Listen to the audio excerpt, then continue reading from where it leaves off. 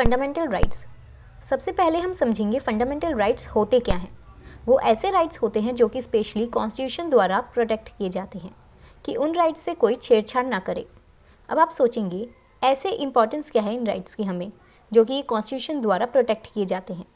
तो fundamental rights वो rights होते हैं जो एक इंडिविजुअल की लिबर्टी को प्रोटेक्ट करते हैं, सोसाइटी में डेमोक्रेसी फॉर्म करते हैं, इक्वल राइट्स प्रोवाइड करते हैं सोसाइटी में सभी को to express their views. Simple language में कहें तो एक इंसान को आज़ादी देना कि वो अपनी मर्ज़ी का मालिक है, वो कुछ भी कर सकता है, कहीं भी जा सकता है, कोई भी काम कर सकता है, ये होता है फंडामेंटल राइट्स का मतलब। अब हम समझेंगे कि फंडामेंटल राइट्स को इंडिया में लाना क्यों ज़रूरी था। Importance of fundamental rights. During our freedom struggles हमारे फ्रीडम लीडर्स को ये रियलाइज़ हो चुका था कि इंडिया में फंडामेंटल राइट्स का होना बहुत ज़रूरी है, बिकॉज उस टाइम पर डिस्क्रिमिनेशन बहुत आम बात बन गई थी सोसाइटी में। That's why our constitution makers specially listed them in our constitution. एक आम नागरिक को स्वतंत्रता पूर्वक जीने का हक हो, इसी सोच के कारण कॉन्स्टिट्यूशन मेकर्स ने फंडामेंटल राइट्स को भी अडॉप्ट किया। अब हमने समझ लिया कि फंडामेंटल राइट्स क्यों ज़रूरी थे। अब हम समझेंगे इंडिया में फंडामेंटल राइट्स का कॉन्सेप्ट कहाँ से लिया गया, इंडिया में टोटल कितने फंडामेंटल राइट्स हैं और वो क्या क्या हैं।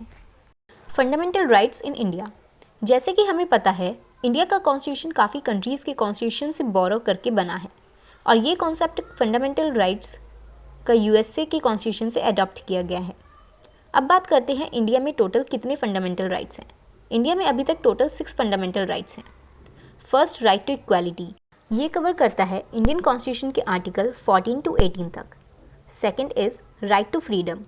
ये कवर करता है आर्टिकल 19 to 22 तक। Third is right against exploitation.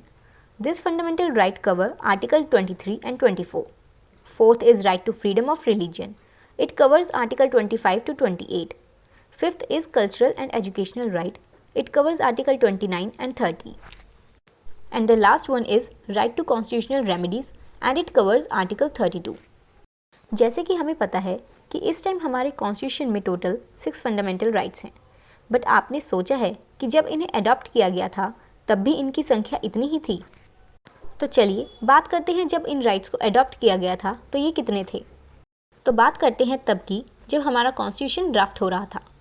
सो जब कॉन्स्टिट्यूशन ड्राफ्ट हुआ था तब उसमें 7 फंडामेंटल राइट्स थे, जिसमें से 7th फंडामेंटल राइट था राइट टू प्रॉपर्टी, और ये राइट हमारे पास 1978 तक रहा।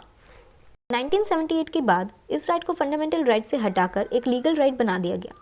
It was removed from Part 3rd of the Constitution by the 44th Constitutional Amendment Act in 1978, and it was listed in a legal right under Article 300A Part 12 of the Indian Constitution. So now we have total 6 fundamental rights in our Indian Constitution.